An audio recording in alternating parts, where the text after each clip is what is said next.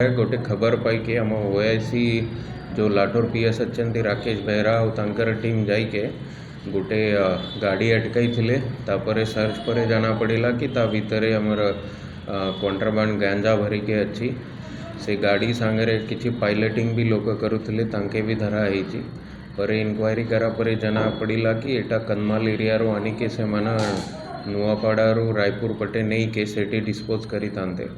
Total 1309 KG गंजाई मिली 13 quintal 9 KG तार रायपुर मूल्य हूँ अराउंड 1 करोड़ 4 लाख रुपीज।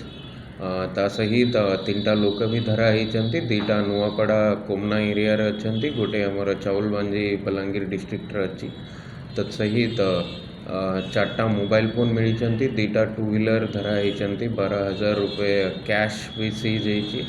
किसी अलगा क्लूज भी आम ता भितर पाइचु जोटारे कि तार सप्लायर और तार फाइनान्सर तांका विषय रे भी तांको भी बहुत शीघ्र एप्रिहेंड करा जिवो। या भितर आमर SDPO Patnagarh OIC Lathor OIC Khaprakhol तत्सहित तांकर टीम बहुत भल काम करी। एटा आमर जो एंटी नार्कोटिक ड्राइव चली जिला वाइड प्लस रातिर जो स्ट्रिक्ट नाका और पेट्रोलिंग आरंभ कराई तार गोटे परिणाम स्वरूप भल सक्सेस मिली। आम एटा को कंटिन्यू रखा।